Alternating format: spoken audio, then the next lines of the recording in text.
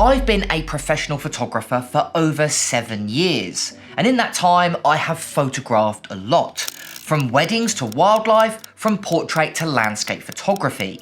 So in today's video, I'm going to be sharing with you my 7 years of knowledge, going over a few tips and tricks that I've learnt along the way, and a few editing secrets that have dramatically changed how I edit my photos. And I'm going to start right now.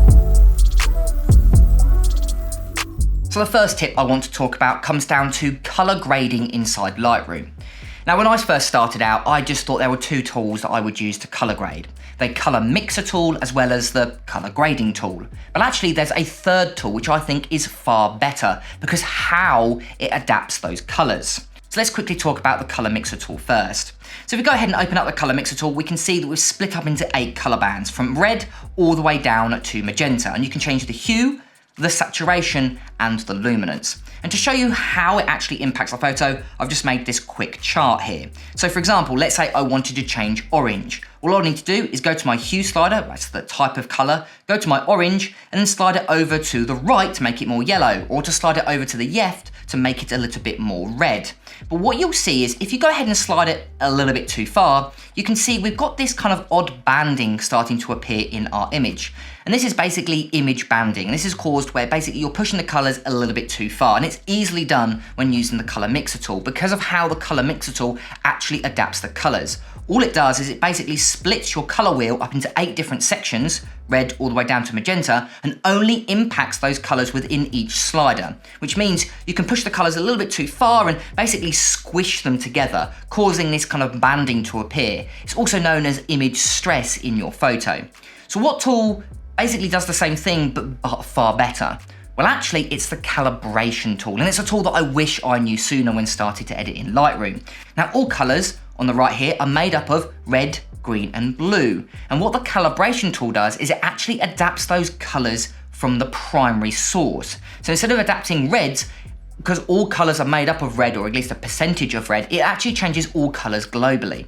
So instead of using the color mixer tool, if we drop down to the calibration tool, which is right at the bottom, you've got these 6 sliders. You've got your primary red, primary green, and primary blue. Now, these aren't your blues in your photo. This is the primary color of blue found within your photo. And it's the same situation with green and red. So for example, if I go to my red primary and we slide that over to the right, you can see that we're changing not just the reds, but all the colors in the color spectrum. The orange, all the reds have at least have gone a little bit orange, but it's also affected, it's made it look almost pink, for example. We can see that was magenta, but it doesn't look magenta anymore. It's also affected the yellow. And if we slide it over to the left, you can also see it's now impacting the green and the blues. It's a really helpful tool.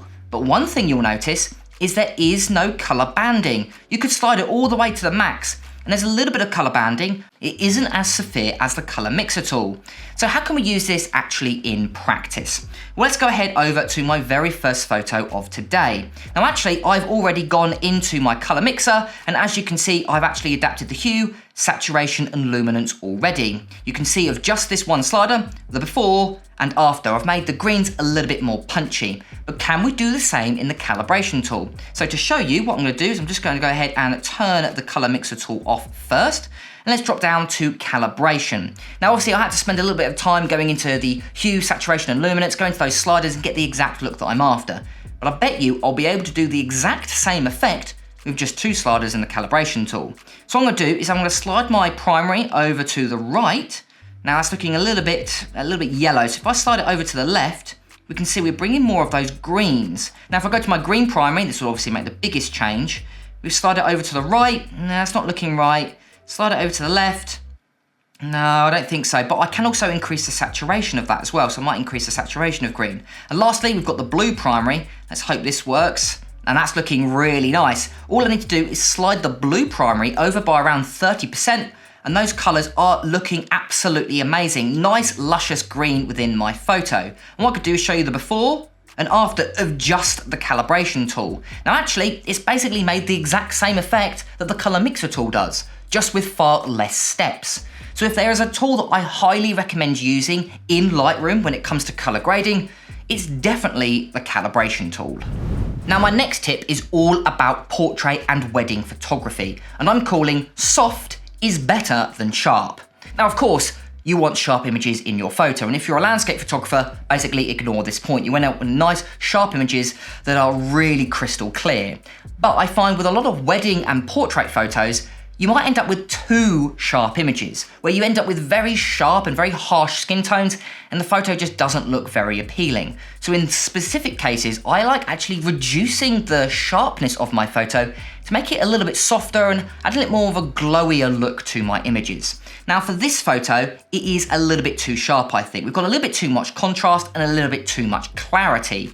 So when it comes to portrait and wedding photos, I like actually reducing the clarity in my images. Now to do that, all you'll need to do is go over to your basics panel, drop down to these 3 sliders here just underneath your tone. You've got your texture, clarity and dehaze. And actually what I would do is I would just simply reduce those down to 0. And in some cases, I'd actually go for a negative amount. Now for dehaze, I like adding in a little bit of dehaze to this image just because the background there is a little bit soft. But what I find with clarity, with any portrait photos, what we could do is reduce that down. Now, I like reducing it down to around about -15, -20. That works for most photos, but around that works really nice. If you go too far, it will make the image almost look ghostly and far too soft. And I might not even touch texture, but actually I prefer this look far over having a too sharp image.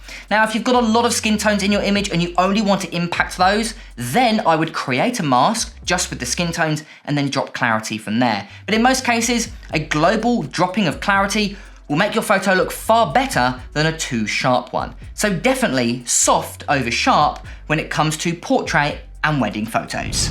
Now my third tip I'm calling vibrance is better than saturation. And this is a very common one that I see a lot of beginners make, is they simply use the saturation slider to increase colors, where actually the vibrance slider is far better. Now you might be wondering, well, what is the difference between vibrance and saturation? Well, vibrance predominantly only impacts the mid-tone colors, so colors that are found in the middle part of your histogram, where saturation will affect all colors globally. It's a far more powerful tool. Now the saturation slider is useful. I sometimes use it if I want to make my photos almost sepia tone with basically removing all colors completely. But if I just want a slight color boost, saturation is not the tool I like using. I much prefer vibrance. Let me give you a quick example. So to find these tools, all you need to do is open up the basics panel in your develop panel and drop right down to the bottom. You can see you've got vibrance and saturation. Now if I go ahead and increase vibrance all the way to 100%, it does look very strong, but it would still within the tolerance, I would say, of looking okay. But if I did the same to saturation, are we ready? Oh my goodness, yeah, that is way too far. And it also can really affect the skin tones as well. I find that saturation just does not work when you want to increase the kind of clarity or the punchiness or the purity of those skin tones. So all I recommend doing is simply increasing the vibrance. Now I would increase it in this particular photo to around about 30% and basically not even touch saturation. Now if you want to target a specific hue, there's 2 ways of doing that. You could either use the actual color mixer tool and increase saturation through there, just through one of the 8 color bands, the color bands we talked previously, or you can actually create a mask. And I much prefer creating masks over actually affecting color bands. So let's say I just want to increase the kind of purity of these girls' eyes. So what I would do is go over to my mask, I would go create new mask, I would go down to where you can see select people, hopefully it will select a subject here. There we go, so we've got person 1. Now in here, I would literally just select the iris and pupil, create mask, then inside here, I would increase the saturation. But we're only increasing a saturation in a specific part of the photo. So in future, try and avoid using this saturation slider to actually increase the saturation. Instead, use the far better slider of vibrance or create a mask and use saturation that way. Now my next tip is a tip that I've only recently learned, probably around 6 months ago, and I now apply it to basically every single one of my photos, and I call it photo contrast. But actually thinking it more like dodging and burning your image. Now dodging and burning basically is the premise that you brighten your brightest points and darken your darkest points, and adding in a little bit of contrast. We're not using the contrast slider per se, because we're actually brightening specific areas of our photo instead of a global change like the contrast slider, but it works really well. And for this, we just need to create 2 masks. Now, they can be any mask. They could be the linear gradient, radial gradient, luminosity mask. You could even intersect masks if you want to. But all you'll need to do is create a bright point and a darken point. And this is the photo that I'm going to be using. Now, I've already made all of my adjustment and exposure changes. In fact, all I've done is simply applied a preset, my high key wedding preset, so I can quickly show you the before and after, but I'm finding the image a little bit flat. So what can we do to combat that? Well, what I'm gonna do is head over to my masks and create 2 masks. Now, I'm gonna be using linear gradients, but you can basically use anything you want. So what I'm gonna do is go down to my linear gradient tool and basically select the entire bottom half of my image. Now, I don't want it to affect the bride. So all I'm gonna do is click subtract and then simply go ahead and select subject. That will create a quick cutout. Then all I'm gonna do is go to my exposure and simply drop that down. This will remove some of that kind of boring grey concrete that you can see at the bottom of the image and really make the model stand out. But we're not done. We're gonna create 1 more mask. So what I'm gonna do is create new mask. I'm gonna go down to linear gradient. Now we've created the darken mask, so now we need to create a brighten mask. So look at your image, work out where the bright parts are, and then create your mask. So I'm gonna go to the top here and basically select the entire sky, but I don't want it to affect the Louvre and the building. So what I'm gonna do is go to my mask 2, I'm gonna go to the settings, then I'm gonna go to intersect mask with, I'm gonna go ahead and select sky. So what that will do is it'll create a cutout of the sky and only apply that mask with inside the sky, but we're creating a gradient. Then what I'm going to do is go to my exposure, bring my exposure up, then I'm going to go down to texture, clarity and dehaze and drop those down by -20. So I'm going to go for something like so. And as you can see, this has come out really, really well. What I can quickly do is show you the before and after of just the masks. So here is the before and here is the after. And it's added in this really cool dodge and burn kind of photo contrast look.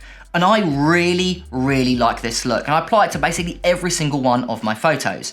And what you can also do is save it as a preset. So what I'm gonna do is just delete all masks. I've actually made a preset in here. So you've got my mask preset. If I click on contrast mask, you can see basically it's just applied a darken mask and a lighter mask. This one's a radial gradient, but of course you can always convert it into a linear gradient if you want to.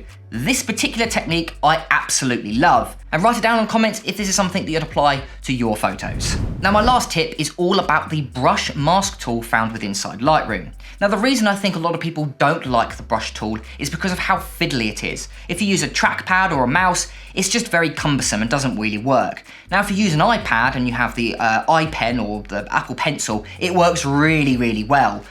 But for laptops and for desktops, a mouse and trackpad is just not really designed for it. But actually there's a hidden feature within inside the brush tool which makes it really, really useful. So let's take this photo here as an example. I really like the light leading to St. Paul's. This is taken on Millennium Bridge. But I really want to emphasize that and create a bit more of a glow effect. Now, there's not really a mask that does that, so we're gonna have to use the brush tool. So what I'm gonna do is head over to my mask panel. What I'm gonna do is create new mask. I'm gonna go down to my brush tool. Now, usually you'd think you just simply paint in the area, but as you can see, it hasn't really worked. I kind of wanna create a bit more of a perspective look. Well, actually, the brush tool does something really cool. So what I'm gonna do is create a new brush tool. If you simply hold down Shift on your keyboard and click again, it creates these perfect lines. But not only that, you can actually adapt the size as well. So it kind of goes from big to small and creates almost like a cone shape. So for example, if I go ahead and click, then make it smaller while holding down Shift and click again, you can see it creates this more perspective cone shape. And for photos like this, it's really helpful. So what I'm gonna do is back out of that, remove those masks. What I'm gonna do is create a new mask, brush tool, create a nice large mask here. I'm gonna go ahead and click, and then go into the center of St. Paul's, holding down Shift, and then clicking again. And it creates this really cool cone shape. And then again, I'm gonna go and make it a bit bigger, hold down Shift, and click. So we've got this kind of big brush, goes down to a small, and it gets bigger again. But it's absolutely perfect. No fiddling around, no painting in with the really annoying mouse or trackpad. It's a really simple and elegant mask that I've made with basically just 3 clicks. All you need to do is hold down Shift in between those clicks. Now all I need to do is go to my exposure, bring that up slightly. Might go to my temperature, make them a little bit more blue, might increase the saturation of that as well. And then lastly, I'm gonna go to my clarity, reduce that down, and then the most important slider, dehaze, I'm gonna go ahead and increase that as well, or decrease it, should I say. So I might go for -25 for clarity, and then -30 for dehaze, adding in this really nice soft glow to those lights. So yeah, don't forget about the brush tool. It's a really helpful tool, and with the whole shift click feature, you can make perfect straight lines, or you can change the size of your brush accordingly, creating that really cool cone shape. And for perspective photos like this, absolutely amazing tool. And there we go. There are 5 tips and tricks that took me almost 7 years to learn inside Lightroom. And of course, write it down in the comments below if you can think of anything else to help out any other photographer. Thank you to all of my YouTube members that are currently supporting the channel. If you guys want to support the channel and get some awesome perks, including free Lightroom presets like the one we used in today's tutorial, make sure to go ahead to the link in the description. I've been James for Photo Fever, and I'll catch you guys next week.